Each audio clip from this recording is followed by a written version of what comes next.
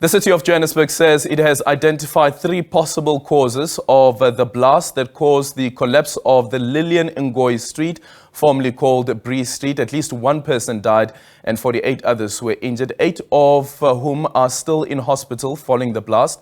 The city manager, Floyd, Brink, briefed the media in Johannesburg yesterday on the preliminary findings as investigations into the cause of the blast still continue. At this stage, our preliminary investigations have presented us with 3 possible scenarios for the explosion. These are ignition of methane gas in underground stormwater systems due to sewage ingress. The second possibility that we have and considered is the ignition of natural gas mixed with air, which is oxygen in this case, in the underground stormwater drainage system of the service ducts. The third and the last possibility that we have is the ignition of gas from a gas pipe burst. At this stage, only one of the above potential causes appear to be warranted.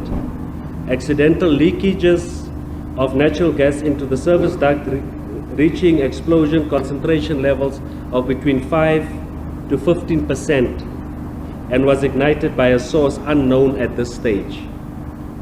The source of gas in the service duct is unknown. Investigation in this regard will continue.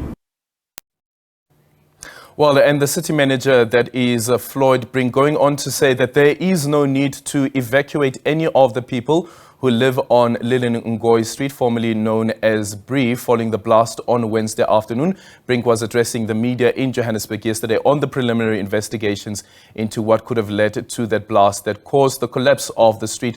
As we indicated a bit earlier on, 1 person died and 48 others were injured, and we are told that 8 others are still in hospital. SABC News reporter Nozintombi Miya gives us a live update at Lilian Ngoyi Street in Johannesburg. Nozintombi, good morning. Thank you so much for making time for us this morning. Are things different from what they were yesterday?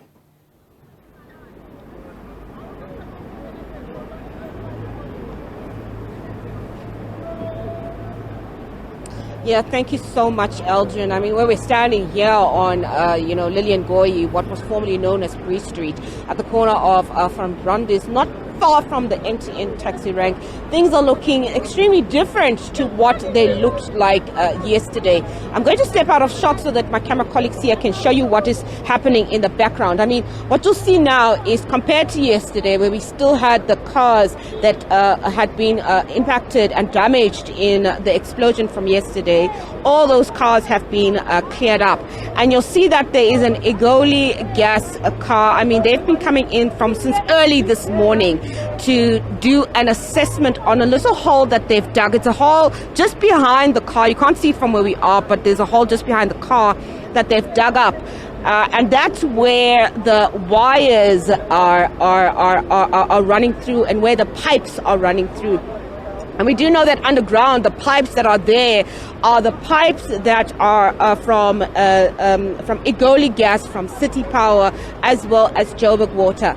And so far, what we have been told by our sources on the ground is that this area here is still not safe and it is very unstable. We also got information that parts of the road that had been damaged yesterday, especially along the intersection of Ilof, have caved even further overnight. And that means that that part of the road there by Ilof that had already cracked has cracked to such an extent that you can actually see the underground tunnels. And this is why you're seeing that officials have put these barbed wires across the passenger walk or the pedestrian walk. But, again, Aldrin, our confusion with the fact that only one side of Bree Street has been cordoned off with these barbed wires, but the rest of the other side has not been cordoned off. And what we saw from early this morning is that desperate pedestrians trying to get from point A to point B, trying to catch their taxis, have been trying to cross the road and having screaming matches and fights with the police because the police have been trying to remove them from the area, and they're just desperate to try and get from one point to the other. I mean, this is a very long stretch. It's about a kilometer stretch from here, or from where we are at Van Brandis all the way down to towards Harrison.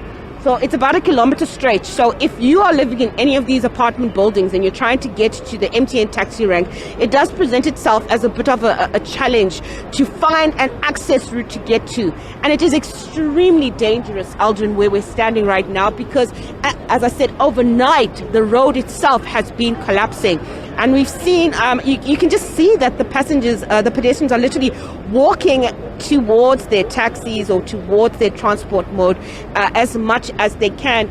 They are aware of the dangers, but when you're desperate and you're trying to get access to a taxi, or you're trying to get access to your transportation, it really does become quite problematic.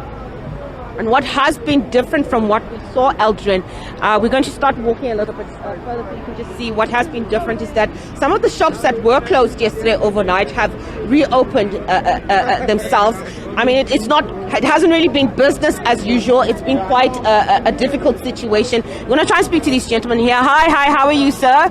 I see that you guys are open. You guys weren't open yesterday. How has business been so far since this incident took place? It's a very bad, that place. We are stuck.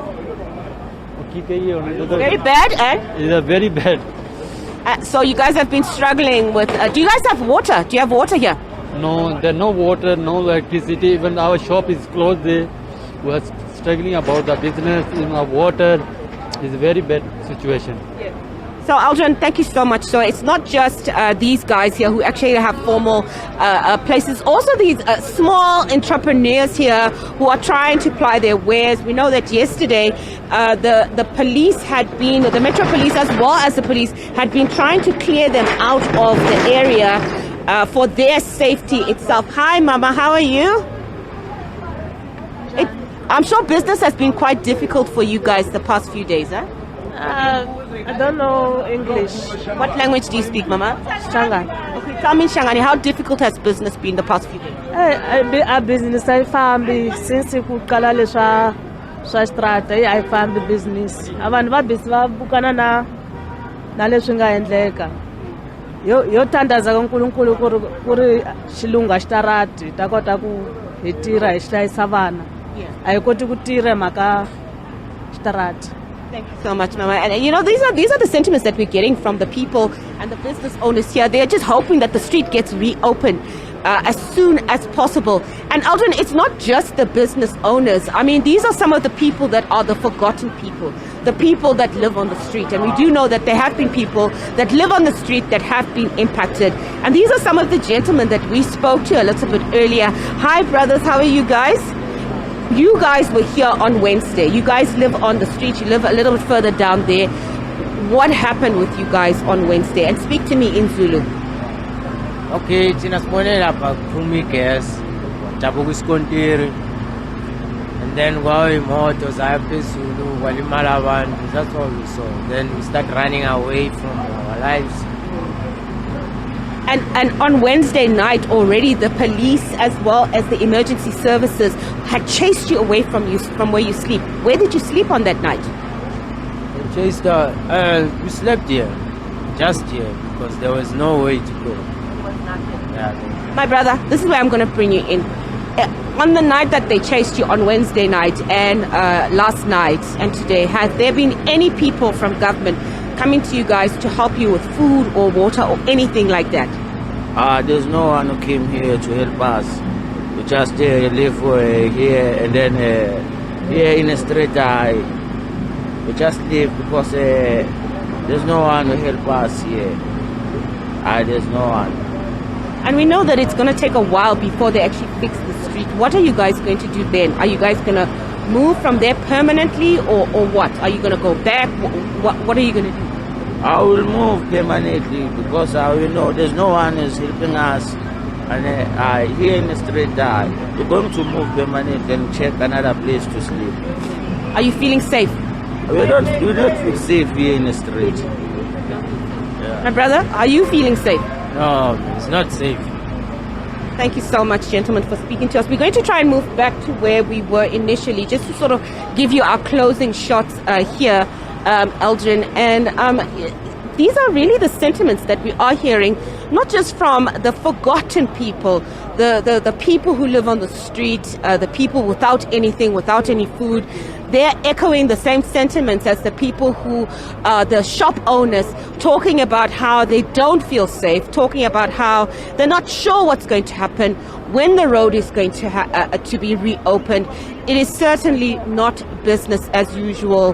Visually, we are seeing that the road has been cleared off, but what is happening underground with the three possibilities that the city manager has already given us about the possibility of gas or liquid or some other form of a leak happening, and of the fact that overnight we have seen that parts of the road have continued to disintegrate, and the cracks that have shown and that developed from Wednesday's explosion have become bigger and bigger. And the fact that this part of the road, about a kilometer stretch on Bree Street, is extremely unstable remain deep concern to the residents and to the business owners and to the forgotten people here in the CBD, Eldrin. Yeah. Nozintombi, just a quick one around the issue of water, but then also sanitation. What interventions have the city provided, considering that the evolution facilities as well have been affected?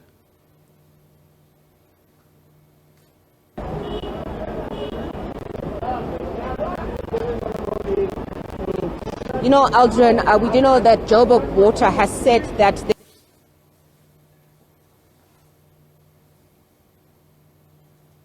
Oh, apologies for that. Trying to get an update there from Nozintombi Miya, who is in the Johannesburg CBD. So we'll try to go back to a bit later on.